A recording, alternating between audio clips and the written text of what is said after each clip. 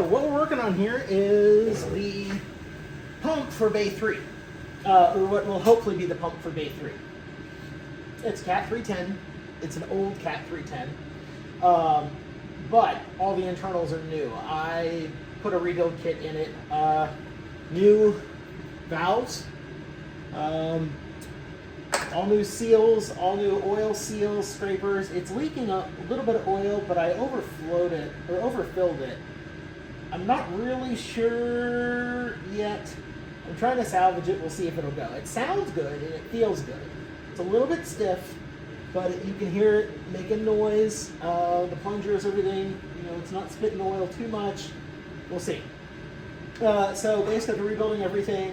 It's actually off another pump, but another one of these bypass regulators. Basically, when you let off, well, number one, this is what keeps it from making too much pressure into the bay and blowing everything up. You can adjust it. It also is what keeps it from pulsating, and it does multiple things. Also, when you let off, it's what keeps the pump from exploding, from generating too much pressure and just pressurizing the line until it can't anymore. It basically bleeds back and forth through here. So simple brass hose barb for the low pressure inlet. I can use these. I can get away with these on the low pressure stuff, I've learned, where it's drawing the water in from the tank. Chemical will come in on this side. I think I've demonstrated installing one of these before. It's just a push lock fitting for 3/8.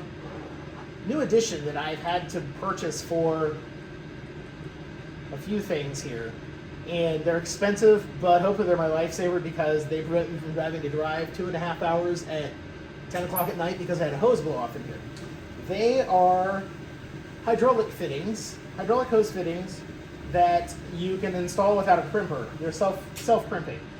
Essentially, as I did a short earlier, you cut the hose off. I have to use a cutoff wheel to do so. And it's multiple parts. There's a sleeve part that, get my tools out here.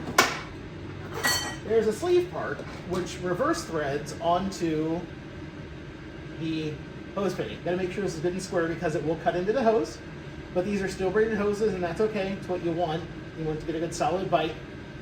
And essentially you screw this on until it bottoms out. So CleanRite sells these. They also sell them in a kit. They call it a Friday night kit. I have a couple of those here I've used because that's actually what I've used to join the line stubs that are hanging from the ceiling that come from the base, the existing lines that I didn't want to replace yet. A little bit of laziness on my part, but also didn't have the right thing. Didn't know when I bought everything. Saving some money and maybe I'll fix it over the summer. We'll see how these last. And they're in good shape so far, so I'm not really inclined to do anything crazy yet.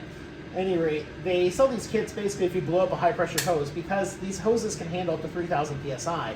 You're not just going to stick a barb on them and jam two of them together. You might have tried that. Some of us might have tried that. Some of us might have found that it works for a while and then they start leaking like a sieve. Again, live and learn. I bought this place and I'm doing this on my own and I'm kind of learning as I go. So learn from my mistakes if you're watching this trying to learn how to open your own wash. Essentially, what I've done here is got this on and I'm just going to thread it backwards onto the hose. You'll notice I'm going lefty-loosey, however it's lefty-tighty in this place. We are in Bizarro World, or whatever you want to call it. I think tomorrow's Opposites Day, actually. Whatever the hell that means. Look, wherever you are on the political spectrum, the world is an Opposites Day right now, it seems. At any rate, all right. That's bottomed out. Now, the second part, there's a tapered, then into a very fine threaded portion. This is actually going to insert in the hose. It's a little bit of a work to get it down in there sometimes, although this one's going in nice and smooth. And get it started.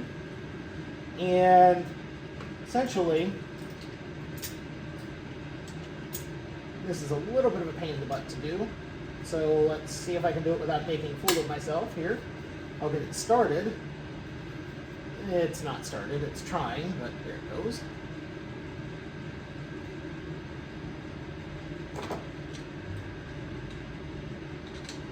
And then we basically hold this one When we run this down, as far as we can go, if it'll bottom out, yay.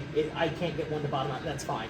What it's doing right now is it's actually pinching that hose in between the outer fitting and inner fitting, and it creates a watertight seal that cannot be, well, at least yet, I haven't had one blow apart. I have had them leak, but that was my own fault for saying good enough and not really cranking the living crap out of it.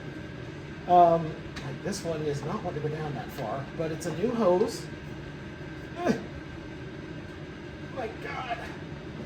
If I had a vise in here, it might work better, and I want to get one for Harbor Freight and put on the bench. I need one for certain things. So, and also, when you do this, because it's expanding, these get warm. It's kind of crazy. Science experiment. All right, so now we got a hose with a permanent end, well, semi-permanent end, and I bought the expensive ones with swivels because I need them to swivel to connect up here. I'm going to put one on the other end for when I do the connection. I'm actually going to do one of the Friday Night Fix-It kits. I got one of them. Oh no, they're in the tool inventory over there. But I bought them for a legit purpose because they do sort of meet my needs for this. And then probably going to anger some people here with this. But I'm going to do my runs of Teflon tape.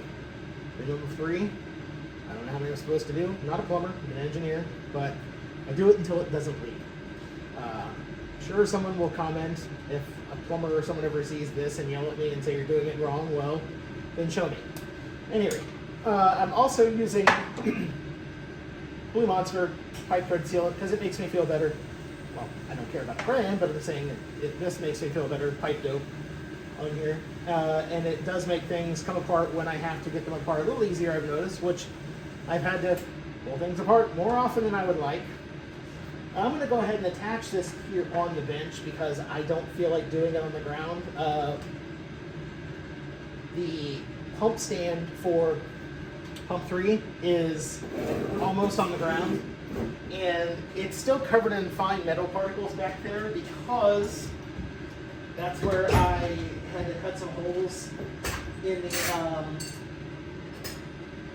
pump stands to be able to tension some belts, and I lesson learned, never do that again. Well, I've done it since then, but I have worn appropriate protective gear, which for me is a pair of leather gloves covered in a pair of rubber gloves, so I don't ruin the leather gloves by getting metal ground down into them. Yeah. Lesson learned. I've been picking metal out of my hands. Not anymore, finally, but yeah. And I'm a little worried about this guy leaking here, and we're just going to have to see it. Might have to pull this apart and do it off camera. If I pull this off, I have to pull the regulator off, which means to split the hose here. It's kind of a pain in the ass, so I really don't want to do that, but I just can't know until I get down there, until I get things going. A little dribble isn't going to bother me. Because it evaporates. This room, in the summer it gets hot as hell, and in the winter I've got a diesel heater which runs 24/7. What you can hear back there, clicking, ticking, and going. But that keeps things going. All right. We have one rickety looking, but actually decent, although it might have a leaking oil seal. I'm trying to see here. If you're familiar with the Cadillac North Star engine, I'm going to make a joke about it leaking like a North Star because it might, but we'll see. It's made a mess on my bench, but that's okay. That's why I have the bench and why I can clean it. I tilt this up here, take a look at the bottom real fast.